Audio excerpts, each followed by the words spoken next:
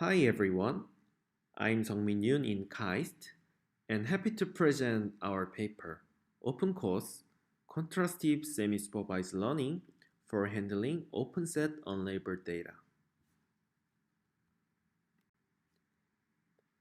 Despite the recent success of deep neural networks with large-scale labeled data, many real-world scenarios suffer from expensive data acquisition and labeling costs. Semi-supervised learning become a powerful stretch to elevate the large requirements of such labels and leveraging unlabeled data. Training models with a few labels is a fundamental challenge of machine learning, and the recent semi-supervised learning methods have achieved impressive performance even on ImageNet scale benchmarks. However, one limitation of the common semi-supervised learning pipeline is that assuming labeled data and unlabeled data follow the same class distribution. For example, as shown in the figure, such pipelines require creating unlabeled data to match class distribution of labeled data and unlabeled data. However, in the real world, collected unlabeled data has an open-set nature, which contains out-of-class samples whose ground truth labels are not contained in the labeled dataset, and the class distributions of labeled and unlabeled data are often mismatched. The problem is, creating unlabeled data would raise additional costs. So, handling open-set unlabeled data is an important problem for semi-supervised learning to be addressed. In this work, we focus on bridging the existing semi-supervised learning pipelines built upon curated unlabeled data to uncurated open-set unlabeled data. The question is, why do existing semi-supervised learning algorithms often fail to generalize when the unlabeled data contains out-of-class samples? In this scenario, various label guessing techniques used in the semi-supervised learning may predict those out-of-class samples incorrectly, which in turn significantly harm the overall training through their inner process of entropy minimization. This problem may largely hinder the existing semi-supervised learning methods from being used in practice, and we empirically observe that even the recent semi-supervised learning methods still poorly generalize in this scenario.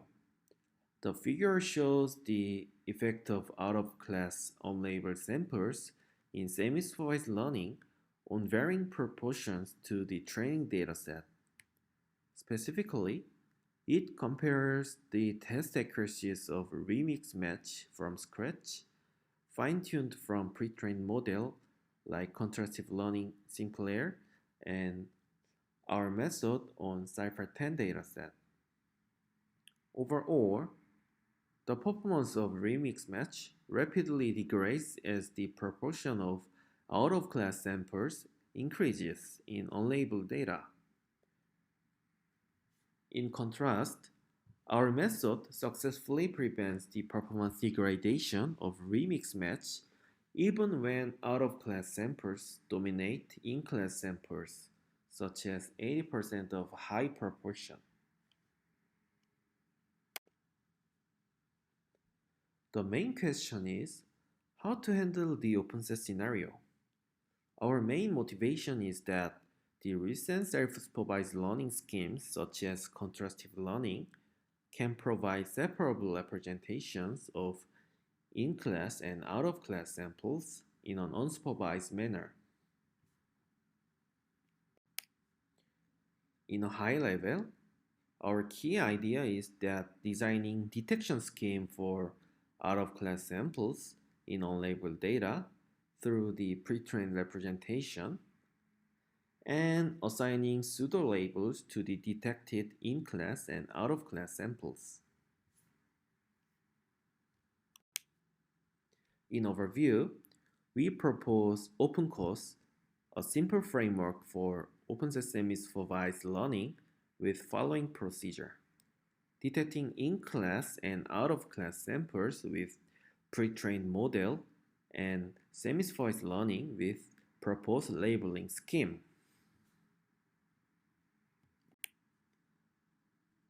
First, our method detects in-class and out-of-class samples based on pre-trained representation via contrastive learning.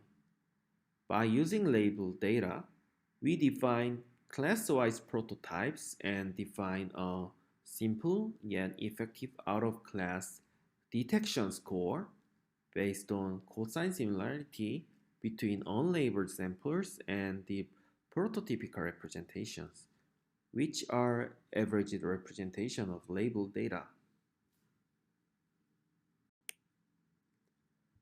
For detected in-class unlabeled samples, we choose top k confident in-class samples to be assigned by one hot encoded pseudo-labels, and we integrate them into the original label dataset for semi-supervised learning. It is very effective when the given labels are very scarce.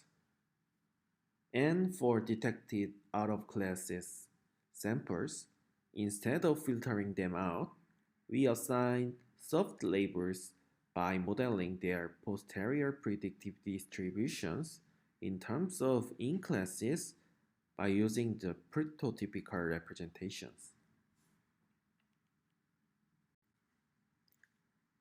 In last, our method can be applied to any existing semi-supervised learning algorithms that assuming curated unlabeled data only by handling detected in-class and out-of-class samples separately. Specifically, we propose an auxiliary loss and batch normalizations for leveraging out-of-class samples by learning assigned soft labels. Here, we empirically found that such soft labels based on the contrastive representation offer an effective way to utilize out-of-class samples. Specifically, the auxiliary loss enforces model to learn generated posterior distributions from contrastive representations for out-of-class samples, and the auxiliary batch normalization handles a data distribution shift originated from the class distribution mismatch by disentangling those two distributions. In our experiments, we empirically observed that such auxiliary batch normalizations are beneficial when using out-of-class samples via the auxiliary loss. In our experiments, we verified the effectiveness of our method over a wide range of semi-supervised learning benchmarks in the presence of various out-of-class data.